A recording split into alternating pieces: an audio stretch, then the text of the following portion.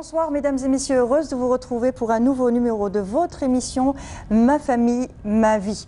Alors comme vous l'avez vu la semaine dernière, Ma famille, ma vie a changé un petit peu de décor, mais le principe reste toujours le même. On est là pour aider les parents, aider les couples, les mamans, les papas, les hommes et les femmes, en général répondre à toutes vos questions, les questions que vous posez en général pendant votre vie de couple, de famille et avec vos enfants aussi.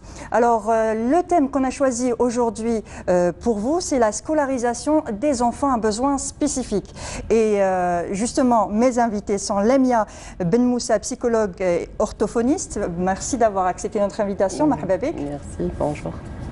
Et Farah Assid, qui est maman de 2 enfants. Alors, de Elias, 10 ans, qui est autiste Asperger, et de Axil, qui a 7 ans. Tout à fait, merci de m'avoir invitée. Je représente en fait le collectif des parents qui sont dans la même situation, qui ont des enfants autistes et qui ont du mal à les scolariser. Très bien, très bien. Merci en tout cas pour votre... Merci à vous. D'avoir accepté. Donc, comme je le disais, tout enfant a le droit à la scolarisation. Qu'en est-il pour les enfants trisomiques et autistes? Les options disponibles pour ce type d'élèves ne sont pas variées. Doit-on les inscrire dans une école normale ou dans une école spécialisée? Quelles sont les procédures? Des tas de questions que les parents se posent. Et aujourd'hui, justement, on est là pour y répondre. Et avant de commencer ce débat, nous allons regarder un reportage de Farida, notre collègue Farida Ben Muslim, journaliste, qui nous parle de la prise en charge des enfants autistes.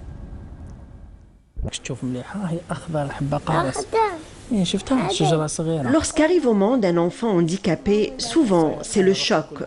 Un choc qui fait basculer la vie familiale en un avant qui ne reviendra jamais et en un après qu'il doit falloir construire. Comment gérer cette nouvelle situation? Quel est son impact sur la vie familiale? Et à quel point sera bouleversé le processus de parentalité? Des questions auxquelles la famille sera confrontée désormais.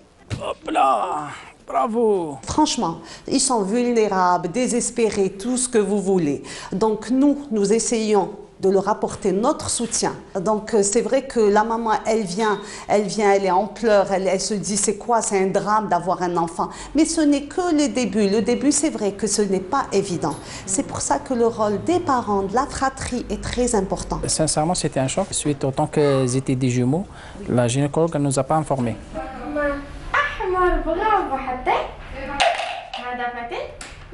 Accueillir affectivement leur enfant, tenter de comprendre, soigner, rééduquer, éduquer, s'impliquer.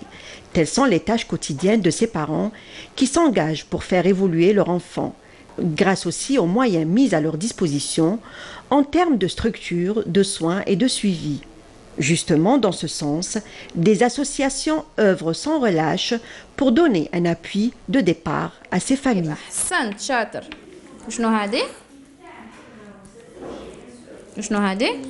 En premier temps, on a commencé à chercher au niveau étatique les centres d'éducation, les centres de prise en charge pédagogique, comme le centre de Douaouda, comme le centre de Bousmaïl, autant que je suis de Tipaza.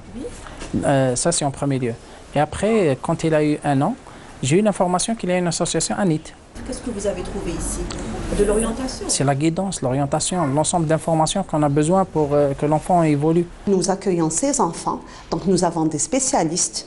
Nous recommandons à ces parents de voir des kinésithérapeutes, des médecins, des orthophonistes, des psychothérapeutes. C'est très important pour cette tranche d'enfants, cette population d'enfants. C'est très, très important. Donc, vous savez, ils viennent nous voir et nous essayons de les encourager en leur montrant ces enfants qui ont quand même évolué, qui sont en séance d'orthophonie. Par rapport à l'enfant normal, on a l'enfant trisomique. كيفاش نقولوا عنده بزاف صعوبات سمع عنده بزاف دي ديفيكولتي باش يكون التطور تاعو بارابور لونفون اوردينار نخدموا بوكو بلوس على لا كومبريونسيون بيسك دوكا باش يفهم لنا الطفل لي كونسيني نبداو بلي كونسيني سامبل صافي دير لازم نخدموا على كومبريونسيون الطفل لازم نخدموا له خاصه في الاستعمال اللغه لازم هنايا لونفون يربط l'objet de la compréhension. En fait, quand il fait ses 4 ans d'orthophonie ou 5 ans, ensuite il a un test au niveau de l'ANIT, de notre association. Il y a toujours un test. Donc si il arrive, il a quand même, il se débrouille bien, il est autonome, il prononce quand même, il peut quand même parler, à ce moment-là, il est apte à aller à l'école. Aborder la question de la capacité des parents ayant un enfant en situation de handicap et leur pouvoir d'adaptation changera d'angle au fur et à mesure que le temps passe. Ils découvrent en eux leur propre potentiel, ce qui leur permet de se reconstruire.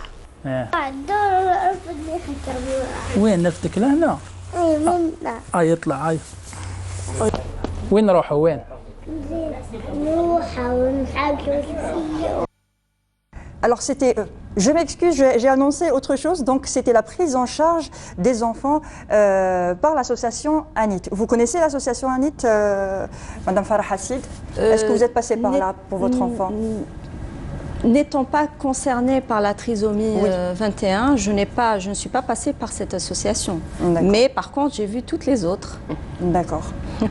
Et donc, on va justement parler de la scolarisation des enfants, justement, des enfants autistes et aussi trisomiques.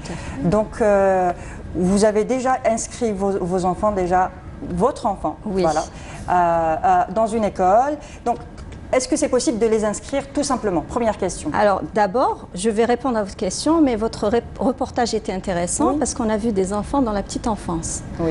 Donc d'abord, il faut les préparer à l'école.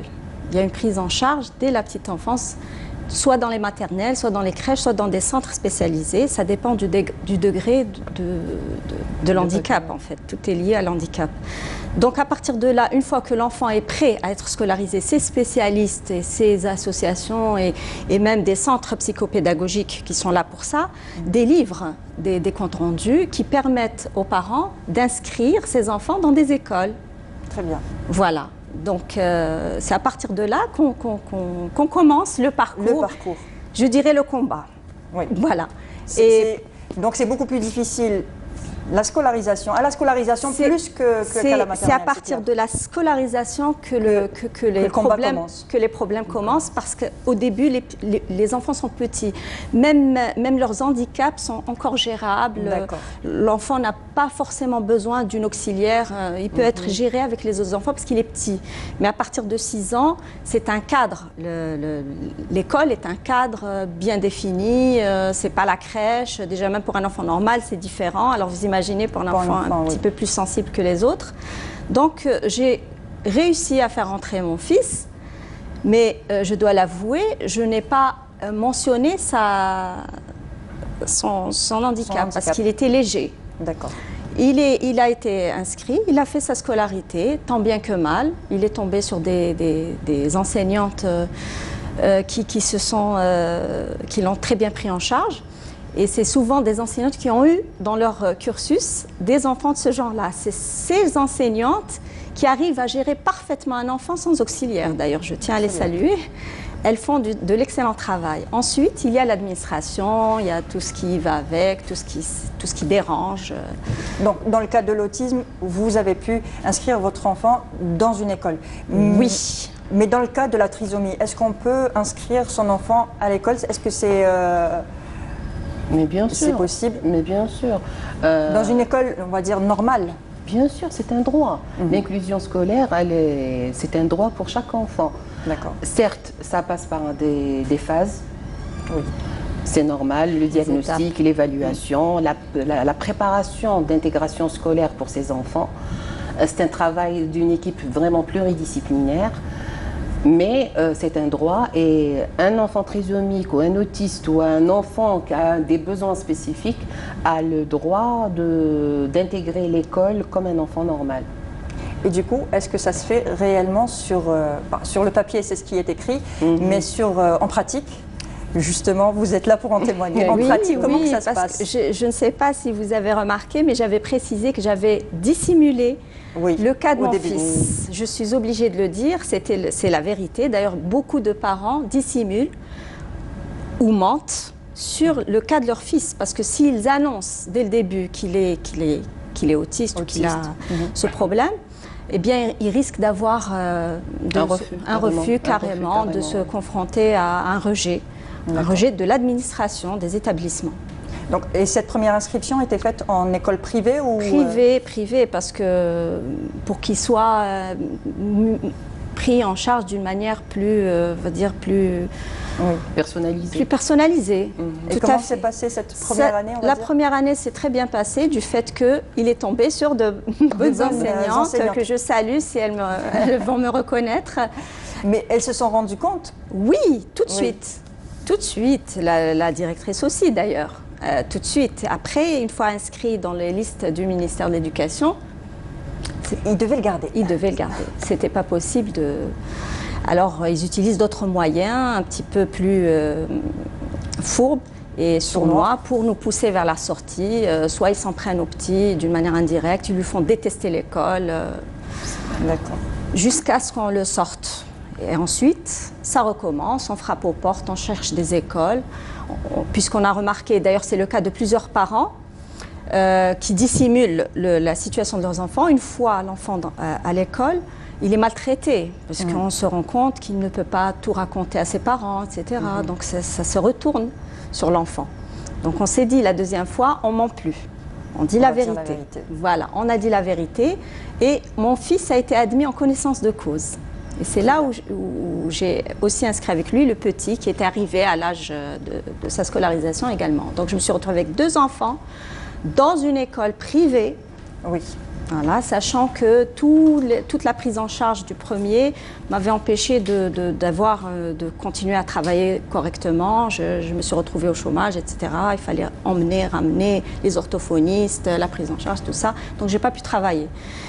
Par contre, là, je n'avais pas le choix. L'école a accepté mon fils, donc j'étais obligée de faire mon possible. On a serré la ceinture avec mon mari et on s'est lancé dans l'aventure. Une aventure qui ? C'est une aventure qui s'est terminée aussi, malheureusement, même en déclarant, parce qu'au bout d'un moment...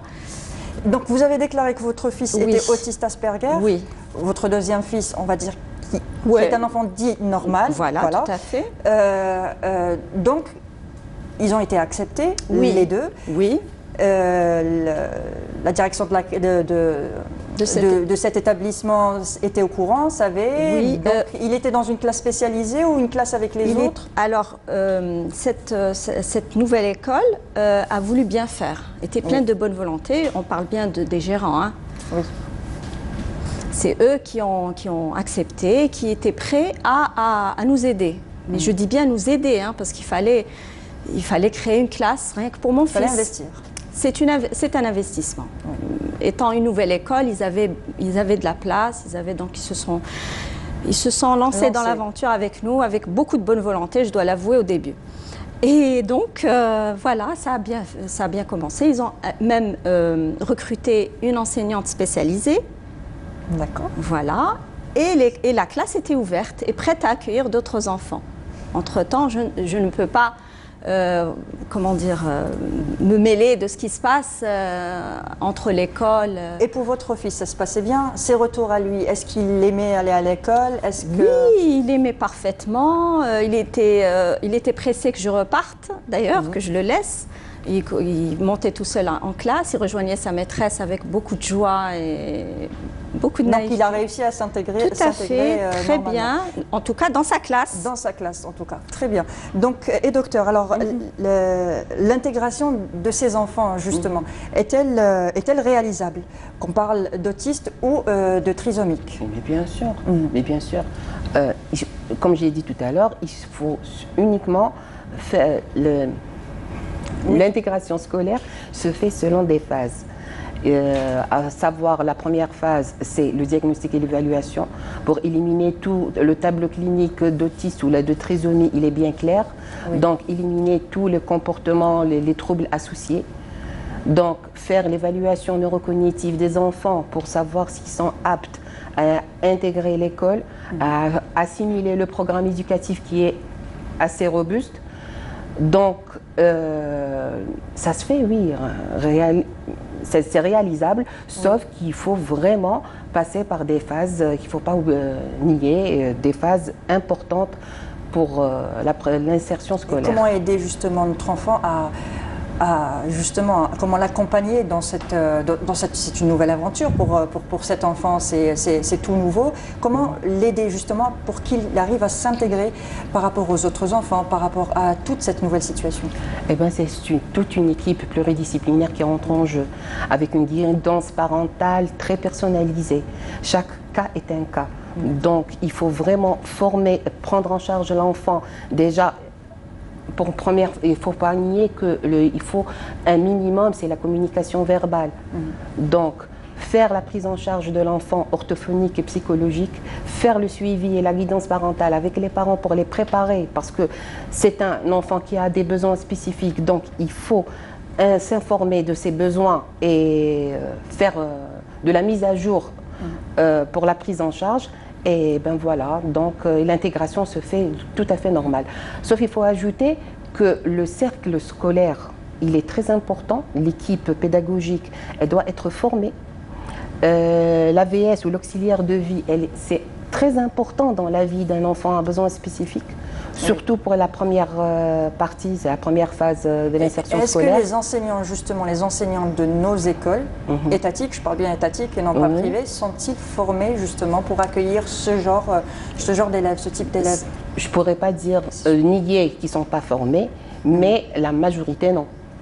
C'est des enseignantes formées en éducation, mais ils ne sont pas formés pour la spécificité de ces enfants. D'accord. Très bien. Et vous voulez réagir? Oui, oui, parce que les enseignantes qui se trouvent dans les écoles privées, en général, ce sont des retraités de l'enseignement public. C'est l'ancienneté qui compte. Ce sont des retraités, donc ce sont les mêmes, plus ou moins les mêmes enseignantes qu'on retrouve dans le public, c'est les mêmes qu'on retrouve dans le privé. En général, ce sont des enseignantes à la retraite qui continuent à travailler dans le privé. Qui ont un acquis professionnel. Et puis, il y a quand même une petite tranche d'enseignants qui ont été formés qui ont été un petit peu formés dans la psychologie de l'enfant, etc. Elles sont très minoritaires, dont celle dont je vous ai parlé tout à l'heure, qui a été recrutée parce qu'elle était... Dans l'école, la deuxième école de votre enfant. Tout à fait, tout à fait. Et comment que ça s'est passé justement avec cette prof? Entre elle et mon fils, ça s'est très bien passé, c'était parfait. C'était la perfection, elle savait s'y prendre avec lui et tout le monde en est témoin. Ils m'ont dit, elle a su y faire. Donc il n'avait même pas besoin d'auxiliaire de vie scolaire. Très bien. Et ça se passait bien, il avait de bonnes notes? Il avait d'excellentes notes. D'ailleurs, tout le monde était étonné. Voilà. Il faut dire presque déçu qu'il ait d'aussi bonnes notes. Il faut dire que les autistes Asperger, surtout, sont dotés d'une intelligence assez oui, c'est vrai.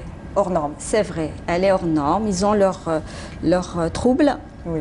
Ils sont hypersensibles pour beaucoup de choses, mais ils ont une intelligence hors norme. Un quotient intellectuel assez élevé, très élevé. Et puis, il y a des, comme vous avez dit tout à l'heure, il y a des cas, il y a des non-verbaux. Hein.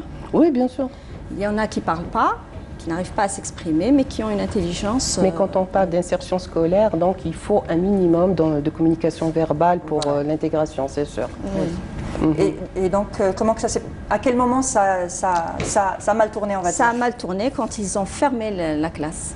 Pour quelles raisons ils ont dû fermer la classe? Peut-être pour des raisons, j'imagine, financières. Oui.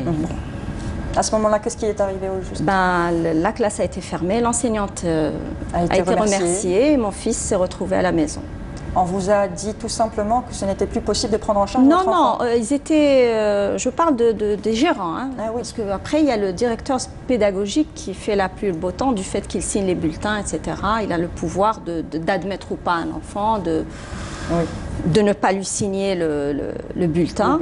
Donc, c'est ce qui s'est passé. Les gérants sont là et vous disent, nous, on fait notre possible, vous voyez, etc. Maintenant, si vous trouvez une auxiliaire, et ça s'est fait au milieu de l'année, hein, l'année dernière, ça s'est fait à la fin du mois de janvier, donc après la rentrée du deuxième trimestre, on nous a dit, voilà, on ferme la classe. Et nous, qu'est-ce qu'on allait dire? Oui, mais sinon, comment on fait? Essayez de chercher une auxiliaire pour qu'on puisse l'intégrer. Sachant qu'ils ont tenté de l'intégrer. Hein. Oui. Pour être honnête, ils ont essayé de l'intégrer avec sa maîtresse. Oui. Mais sa maîtresse n'est pas une auxiliaire. Oui. Et lui, il s'est habitué à elle. Voilà. Et comme elle est partie, c'était terminé. C'était plus possible de le mettre dans une classe. Il avait perdu ses repères. Bon, il restait un peu, mais il ne tarde pas. Ouais, bien sûr. Il ne reste pas longtemps, il reste un peu après. Et justement, l'auxiliaire... Elle est introuvable, surtout au milieu de l'année. on aurait aimé, on a fait pas mal de demandes et on a envoyé pas mal de fax, hein, et nos fax sont restés sans réponse, nos lettres sont restées sans réponse pour avoir une personne de la DAS ou du ministère de la Solidarité pour pouvoir répondre à toutes ces questions. Mais malheureusement, il n'y a pas eu de réponse. Donc, mais on en parle aujourd'hui avec vous. Vous allez nous parler de votre expérience justement par rapport aux auxiliaires. Est-ce que vous avez pu trouver une auxiliaire? Comment que ça se passe? C'est un parcours du combattant d'en trouver une. L'auxiliaire n'existe pas dans la mesure où elle n'a pas un statut professionnel. Je veux dire, vous voyez ce que je veux dire? Oui, exactement. Voilà, donc elle n'existe pas. D'accord. Maintenant, il y a des personnes qui peuvent aider dans la mesure où elles sont formées dans la psychologie, dans l'orthophonie. Mais il y a justement, il y a des promos chaque année d'éducateurs, d'éducatrices spécialisés qui peuvent jouer le rôle d'AVS, d'auxiliaire de vie. Ils sont plus spécialistes, pour faire un travail avec Alors parlons-en. Quand on trouve une des spécialistes, et là je parle au nom de tous les parents qui sont passés par le même parcours, une fois que l'enfant s'est habitué à cette personne, une fois que cette personne a obtenu des résultats, oui, l'adaptation. Voilà, elle commence à augmenter ses exigences parce qu'il faut préciser que ce sont les parents qui payent ces auxiliaires. Exactement. Ce sont les parents qui donnent salaire et qui payent l'assurance de ces auxiliaires. Donc vous devez payer l'assurance de l'auxiliaire, lui payer un salaire, et si vous le mettez dans une école privée, payer l'école privée aussi. Exactement. Oui, tout à fait. Et vous ne travaillez pas. Et je ne travaille pas. Donc oui, c'est vraiment... Ce n'est pas évident. Oui, ce n'est pas évident. Et là, c'est un cas. Alors imaginez les cas qui n'arrivent même pas à faire rentrer leurs enfants dans une école privée. Oui. Même pas. Donc il reste le public. Le public nous donne tous les droits. Oui. La loi algérienne est claire. La Constitution, c'est un droit constitutionnel. La scolarisation... Tout est fait pour. Sur le papier... Tout est fait pour. Sur le papier, l'Algérie a fait ce qu'il faut. Elle a ratifié avec l'UNESCO, avec tout ce qu'il faut. Tout a été fait. Exact. C'est parfait. Mais au niveau de l'école... Mais ça bloque au niveau des établissements et des directeurs. Parce qu'un directeur d'établissement...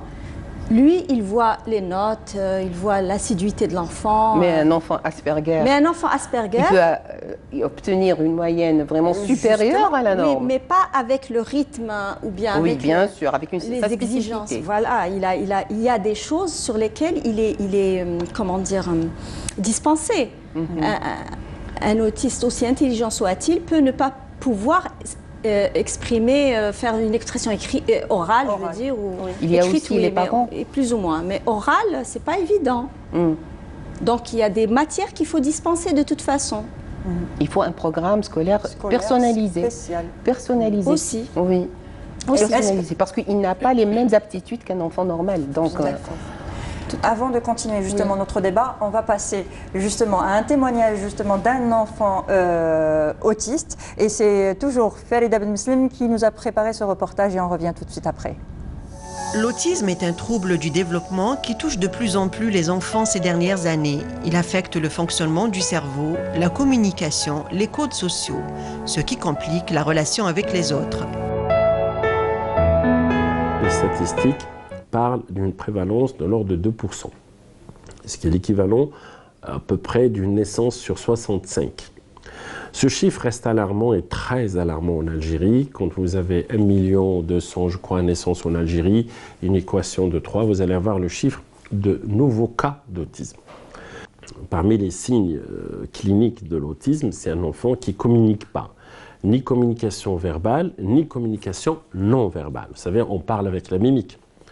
Un enfant à l'âge de 2 ans, 3 ans, logiquement, il devrait inquiéter les parents. Je dis bien inquiéter, on va se dire cet enfant n'est pas comme les autres. Son diagnostic reste un peu difficile chez nous parce que sur le plan culturel, voilà, donc nos enfants, même quand il s'agit d'adolescents, même de la psychiatrie adulte, la maladie mentale reste tabou.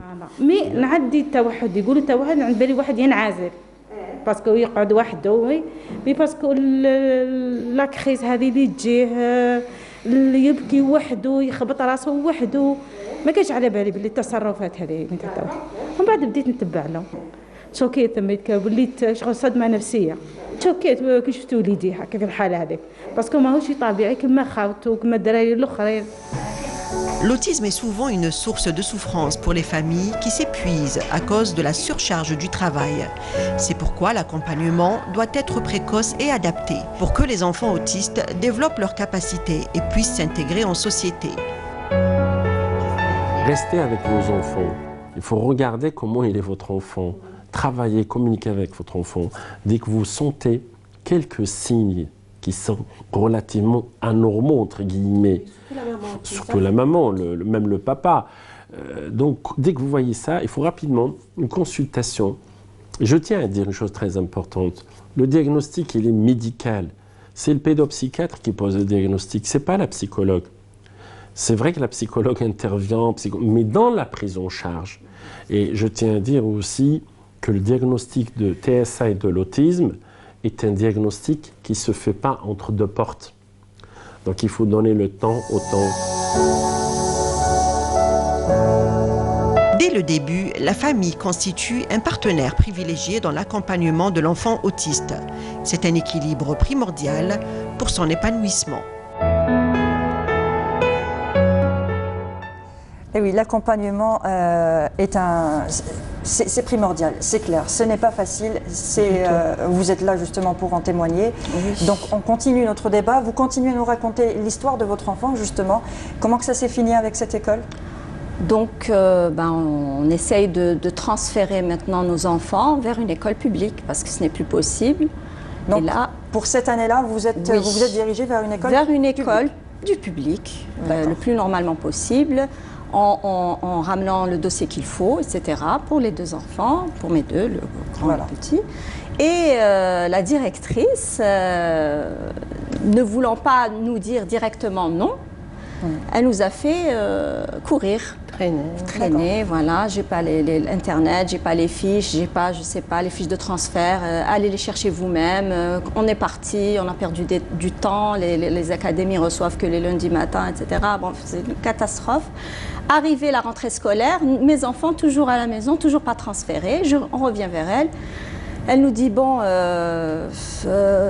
ramenez-moi le petit, le grand, quoi. Ouais. L'enfant en question.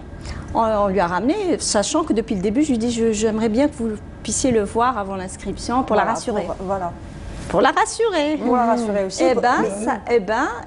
L'effet a été inverse.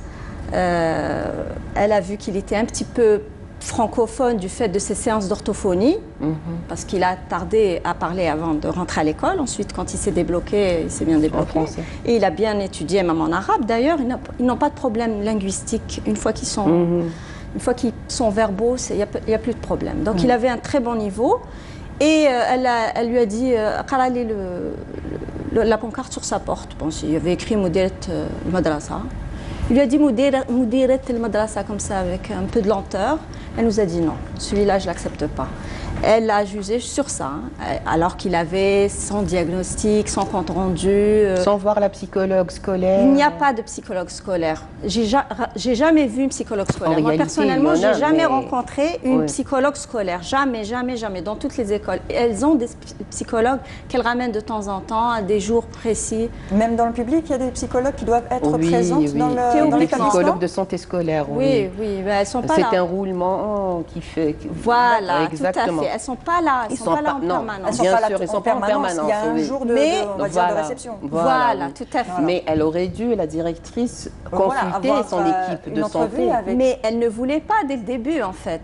C'est pour ça qu'elle nous a fait perdre du temps. Des préjugés. Sachant que pour faire transférer du privé au public, il faut attendre 20 jours, un mois, pour que les dossiers soient acceptés au niveau de l'académie, pour qu'on puisse récupérer la fameuse feuille de transfert, l'acceptation, pour la ramener chez cette directrice même qui a dit non. Donc là, mes enfants sont tous les deux à la maison. Même le petit, du coup, elle n'a pas accepté mes deux enfants pour ne pas laisser de preuves pour le premier. Pour le premier. Voilà, comme quoi, voilà, je n'ai pas eu affaire à vous. Si elle accepte le petit, qui est normal, et l'autre non, là je peux me plaindre. Et qu'est-ce que vous avez fait? Qu'est-ce que j'ai fait? Alors j'ai déposé une plainte à l'académie Voilà, dont cette école fait partie. Et tout de suite, ils m'ont appelé. Très bien. Tout de suite, ils m'ont dit, vous ramenez le dossier de vos 2 enfants. On ne veut pas savoir s'ils sont autistes ou pas. L'essentiel, vous nous ramenez la preuve qu'ils sont scolarisés tous les 2, qu'ils l'ont été. Dossier, les bulletins précédents, etc.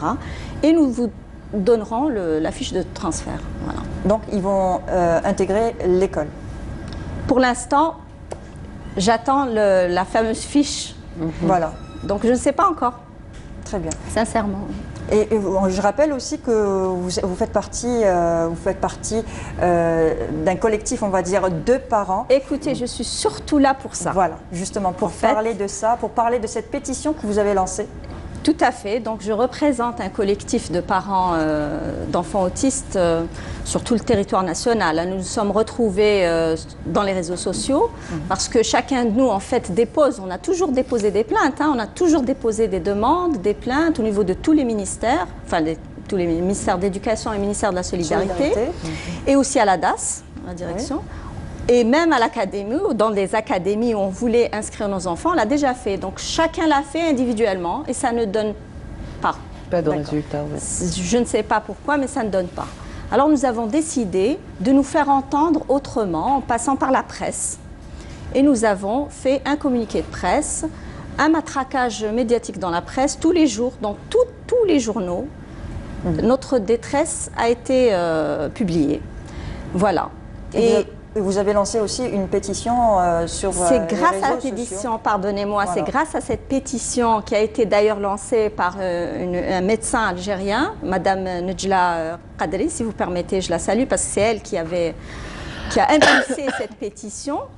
Grâce à cette pétition, nous avons pu donc faire notre communiqué de presse et nous faire un petit peu entendre par vous, notamment. Voilà, et nous attendons la réponse des ministères et après cela du président de la République. L'émission Ma famille, ma vie est là pour aider les familles. Merci, merci. Quelles qu'elles soient, toutes les familles, on est là pour vous aider, pour répondre justement à vos appels et on sera toujours là pour vous aider. On va voir la photo de votre enfant Elias. Oui.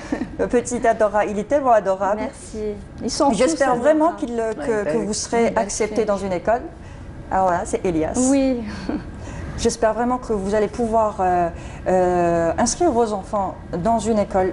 Oui. Oui, je tiens à préciser quelque chose parce que j'ai oublié de le dire, mais bon, c'est un détail peut-être, mais on lui a fait refaire l'année, malgré ses bonnes notes. La directrice de cette... Le directeur de l'école privée, le directeur pédagogique, pour nous décourager, lui a fait refaire l'année parce qu'il m'a demandé de le déscolariser et de le mettre dans un centre psychopédagogique. Alors que toute sa scolarité, il avait... Alors que le centre psychopédagogique nous a envoyé vers l'école, vers une école. Donc, ils lui ont fait refaire l'année. Quand je suis partie chez la directrice du public, elle m'a dit, lui, je l'inscris peut-être, si je veux bien, peut-être en 2e année. Alors qu'il était censé rentrer en 5e année. Oh là là. Donc on lui a fait voilà, pour nous donc ils lui ont fait refaire la 4e année. J'espère qu'il va la refaire au moins. J'espère. Voilà. On comprend tout à fait la détresse des parents. Ça ne doit pas être facile pour vous. Vous êtes là justement pour en parler et justement on est là pour vous aider à faire entendre votre voix. J'espère vraiment que ça se réglera au plus tôt. J'espère que tous les enfants, vu que la loi le dit, j'espère que tous les enfants auront droit à la scolarisation, qu'ils soient autistes, trisomiques ou dits normaux, parce que pour moi, tous les enfants sont normaux. Oui. Voilà. Donc, vous voulez rajouter quelque chose, docteur ? Eh bien, c'est un combat qu'il faut vraiment le prendre en charge, si on veut dire, le prendre en charge par les autorités, parce que vraiment, si la loi, l'État nous donne l'aval pour l'insertion scolaire de ces enfants à besoins spécifiques, pourquoi le rejet au niveau des établissements ? Donc le problème se situe au niveau des directeurs d'établissement. Oui. Si je vous permettez, j'aimerais m'adresser aux parents en fait, parce que je suis là pour eux. Donc à tous les parents des enfants, quels qu'ils soient, quel que soit le handicap, ne vous laissez pas faire, déposez vos doléances, déposez vos plaintes, ne restez pas silencieux. L'État ne peut pas deviner votre problème. Exactement. Il faut réagir. Voilà. Oui. Et nous demandons aussi aux autorités et aux tutelles de faire attention à nos plaintes et d'aider aussi ceux qui veulent nous aider, comme les associations ou bien les spécialistes en orthophonie. Je suis présidente d'une association de neurotechnologie éducative et thérapeutique pour but d'insertion scolaire et professionnelle. Donc, on est là pour aider, donc aidez-nous pour faire notre travail tout court. Très bien. Merci en tout cas, vous avez tout dit. Merci à vous. Merci d'avoir accepté notre invitation. Merci de nous avoir partagé votre expérience, vos conseils. Et merci encore et à bientôt. Merci à vous. C'est nous qui vous remercions. Merci. Et tout de suite, on passe à la rubrique conseils pratiques.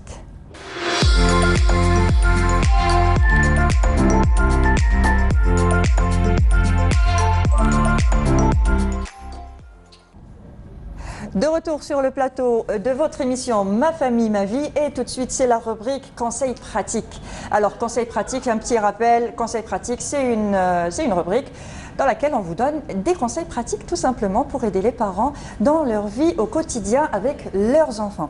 Et mon invité aujourd'hui est la pédiatre Dr Afef Samia Zrich. Exactement. Merci d'avoir accepté notre invitation. Merci à vous de m'avoir invité. Bonjour tout le monde. Merci. Alors aujourd'hui, on va parler des pieds plats. Oui. Voilà, on va parler des pieds plats. On ne se rend pas forcément compte, ou c'est toujours les conseils, c'est toujours un parent qui nous dit faut faire attention, je crois que ton enfant marche mal, ou je crois qu'il y a quelque chose. Forcément, on ne se rend pas compte et on ne sait pas si les pieds plats, premièrement, est-ce que c'est quelque chose de grave d'avoir les pieds plats? Avant, on disait que les pieds plats, c'était quelque chose d'handicapant, quelque chose, l'enfant ne pourra pas marcher, l'adulte ne pourra pas faire son service militaire. Donc on pensait vraiment que c'était quelque chose de grave. Mais actuellement, les gens qui ont des pieds plats peuvent vivre le plus normalement possible, peuvent faire n'importe quelle activité, et en plus, on est tous avec des pieds plats. Après, au fur et à mesure, quand on commence à marcher, on va développer cette voûte, ce creux au niveau du pied et avoir un pied normal. Pour 95% des enfants, ça va rentrer dans l'ordre. Il restera le 5% chez qui, soit ils ont une pathologie spéciale qui fait que le pied soit comme ça, soit une malformation, soit un trouble neuromusculaire qui fait que le pied ne va pas être normal comme les autres pieds. Il faut aussi, dans notre consultation de tous les jours, les parents qui ont des pieds plats viennent nous dire notre enfant a des pieds plats, nous avons un pied plat, on voudrait que ça se rétablisse pour lui. On donne quelques conseils dont on parlera tout à l'heure. Très bien. Alors, justement, à quel âge faudrait-il commencer à s'inquiéter? Vu qu'on est tous avec des pieds plats, à quel âge commence à se former cette voûte? Très bien. S'il n'y a pas d'autres malformations associées, on laisse l'enfant marcher. On ne s'inquiète pas, seulement on l'aide. On va l'aider à partir de 18 mois. Quand il commence à marcher, on va voir s'il a une démarche normale, s'il ne se fatigue pas, s'il ne dit pas j'ai mal à la cheville, j'ai mal au genou, j'ai mal à la hanche. On le laisse se développer normalement. Les enfants qui ont des douleurs, on va les aider comment? D'abord, il faudra que l'enfant apprenne à pédaler sur les tricycles. Ça force à peu près, il commence à pédaler vers 3 ans à peu près, vers 3 ans. Les tricycles, ou bien l'aider en l'emmenant à la plage, parce que quand il est au contact du sable chaud, il contracte ses muscles et ça fait une formation et la voûte vient. Sinon, on le laisse marcher pieds nus à la maison ou sur l'herbe. Jusqu'à quel âge? Jusqu'à 3 ans, 4 ans, on ne s'inquiète pas du tout. D'accord. À 4 ans, si on voit que ça... À partir de 4 ans, si on voit que ça ne va pas, qu'il a mal, qu'il n'arrive pas à marcher, que le périmètre de marche est réduit, là, on commence à aller, bien sûr, on demande un avis de rééducateur. Peut-être qu'on pourra lui mettre des semelles ou des chaussures orthopédiques pour l'aider surtout pour la douleur. Justement, quel est le spécialiste qu'on doit consulter? Est-ce qu'on doit d'abord aller chez le pédiatre ou aller chez un spécialiste carrément? Tout d'abord, en général, c'est le pédiatre qui fait le diagnostic parce qu'on reçoit l'enfant pour une angine, pour une grippe, pour une otite et on fait systématiquement le locomoteur, ça veut dire on le voit marcher, on voit le pied et si on fait le diagnostic, on le suit au fur et à mesure, mais à partir de 3-4 ans, s'il ne marche pas bien, s'il tombe, là on le voit chez soit la kiné, soit le rééducateur. D'accord. Et il n'y a pas une spécialité, un spécialiste? Podologie, la podologie, mais là en Algérie, il n'y a pas beaucoup de podologues, il y en a 1 ou 2. D'accord. Et y a-t-il vraiment un traitement pour, ou une chirurgie pour soigner le pied plat? Non, on évite la chirurgie. Je vous ai dit, on peut utiliser des semelles, on peut utiliser des chaussures orthopédiques, mais la chirurgie, on la laisse jusqu'à l'âge adulte. Si il a vraiment mal, si ça l'handicape, oui, il y a une petite chirurgie, mais elle est exceptionnelle. Je vous ai dit, les pieds plats, c'est normal. D'accord. Et quelles sont les conséquences? Puisque c'est normal, donc il n'y a pas vraiment de conséquences graves à avoir. Pas de grandes conséquences. Surtout si on ne se soigne pas ou là, si on n'a pas des chaussures adaptées. Oui, il n'y a pas de grandes conséquences, je vous ai dit, 95% rentrent dans l'ordre, les 5%, entre 3 à 4% vivent le plus normalement, et puis il y a une petite majorité qu'on devra suivre jusqu'à l'âge adulte, voir si c'est vraiment handicapant, opérer. D'accord, très bien. Merci en tout cas, docteur, pour toutes ces informations. Merci. Donc je rappelle, vous êtes docteur pédiatre, alors Afef Samia Zrich. Merci encore pour toutes ces informations. Merci à vous, j'espère que le message est passé. Inch'Allah. Merci beaucoup. Et tout de suite, place à l'info de la semaine.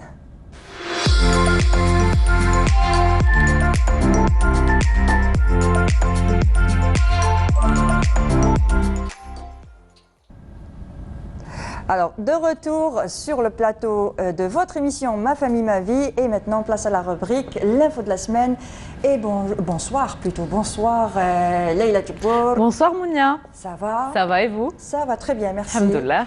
Alors, quelle sera l'info de la semaine aujourd'hui? Eh bien, l'info de la semaine, c'est une plateforme. Alors, des aides Amazon. Pourquoi des aides Amazon? Parce que c'est une initiative qui est celle de Melissa Mohammadi, qui est une jeune de 21 ans atteinte du cancer du sein. Donc, sa particularité, on sait que toutes les femmes, beaucoup, ont déjà, pour beaucoup, subi un cancer du sein, sont passées par des phases très, très difficiles. C'est vrai que c'est un parcours du combattant que Melissa Mohammadi a décidé de raconter. Voilà, donc elle a fait le buzz sur les réseaux sociaux. Pourquoi? Parce qu'elle a tout partagé. Donc du début, alors elle a été donc atteinte à 21 ans, donc du cancer du sein. C'est jeune, 21 ans, parce que d'habitude c'est jeune. C'est un âge plus avancé, on va dire. Exactement. Donc quand elle a appris la nouvelle, et c'est la phase la plus difficile. C'est d'essayer de gérer, d'essayer de se gérer. Donc elle a d'essayer d'accepter déjà. Et ensuite l'annonce, parce que c'est elle-même qui l'a annoncé à sa maman qui a une maladie, donc elle est hyper tendue, et elle a donc décidé de se battre. Alors elle raconte comment se sont passés ses rendez-vous, comment s'est passée la chimio, et comment elle a déposé son dossier. Parce que voilà, on a l'impression que tout le monde le vit, mais honnêtement, quand on voit les démarches à faire. Et la particularité, c'était le Covid. Donc déjà que c'est difficile d'être admise en temps normal, c'est difficile d'avoir un rendez-vous aussi, elle le raconte. Et elle a eu une chance, c'est qu'elle a sa sœur qui est médecin.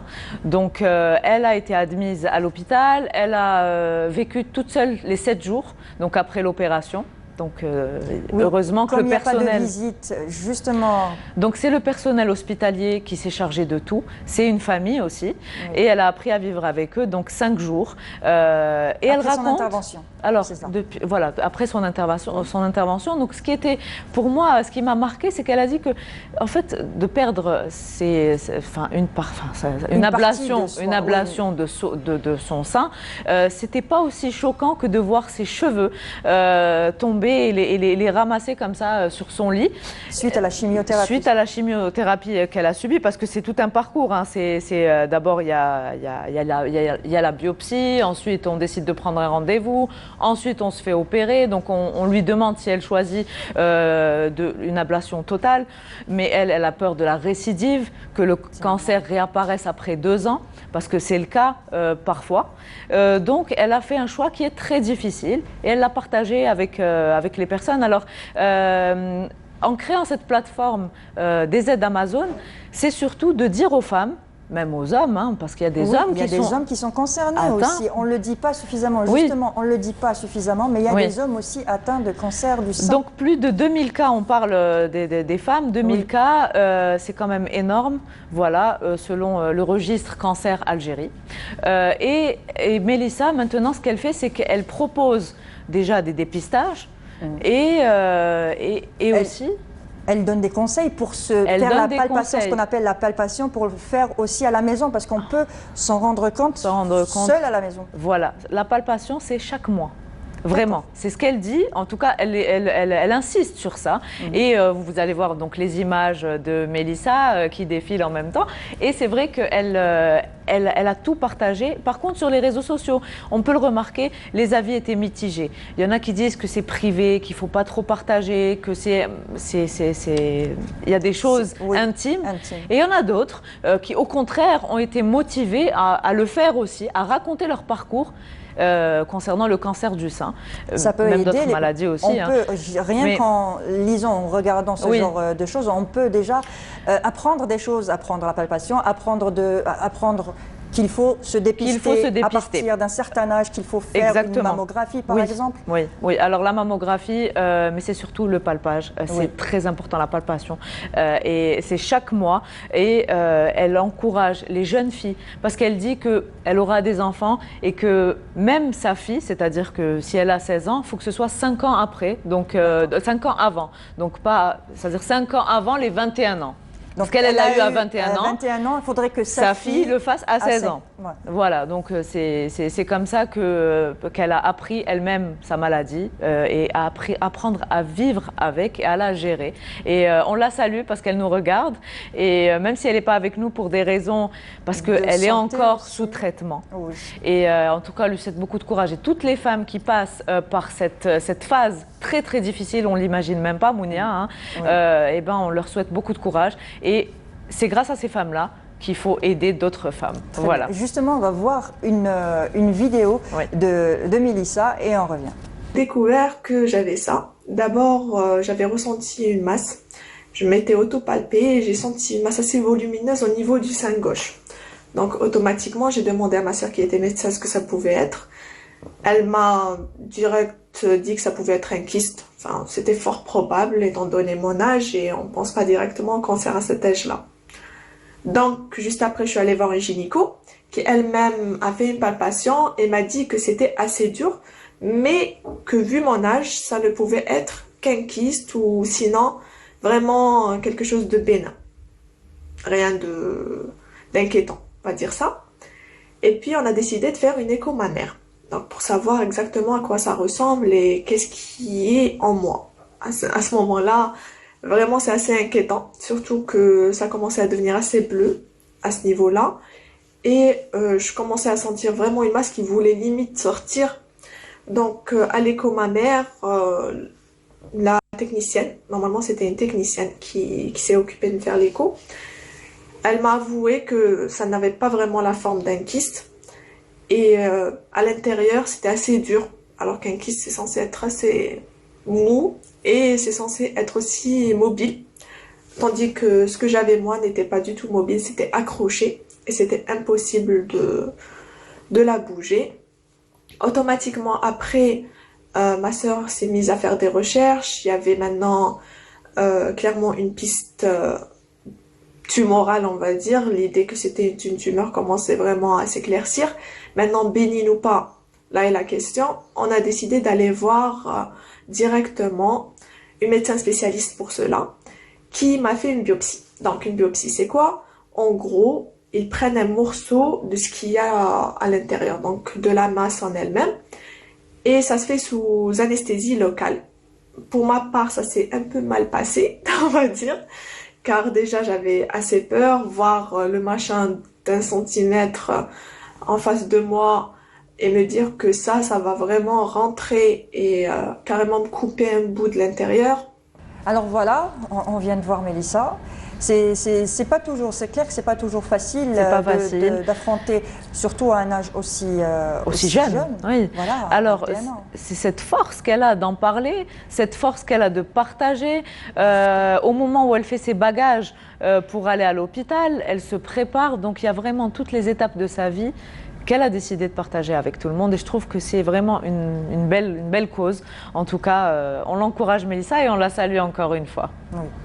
Et c'est une c'est une bonne leçon de courage, en tout cas. C'est une bonne leçon, voilà. Et en tout cas, ce qui est sûr, c'est que les gens qui s'imaginent que c'est facile de raconter son quotidien quand on est malade, ils se trompent, parce qu'elle, elle garde le sourire, mais... Oui. Mais on n'imagine même pas comment ça doit être. Voilà. Elle dit que les premières douleurs, c'était les douleurs aux veines, parce qu'elle a été perfusée pendant 4 heures pour le traitement. Tout ce qui est chimiothérapie, c'est des traitements très lourds. Donc voilà, les douleurs, c'était quelque chose d'invivable. Et elle a quand même réussi à traverser toute cette Mais je pense qu'en partageant justement tout ça, elle va en quelque sorte diminuer un peu de cette charge. Oui. Elle partage son vécu, elle partage son émotion, elle partage avec nous toute sa vie justement. J'ai vu des photos, j'ai vu des vidéos justement, je connaissais déjà, j'ai découvert cet été justement et j'étais éblouie de voir comme elle était tellement mignonne, surtout qu'elle faisait des tutos. Des tutos, exactement. Tutos make-up.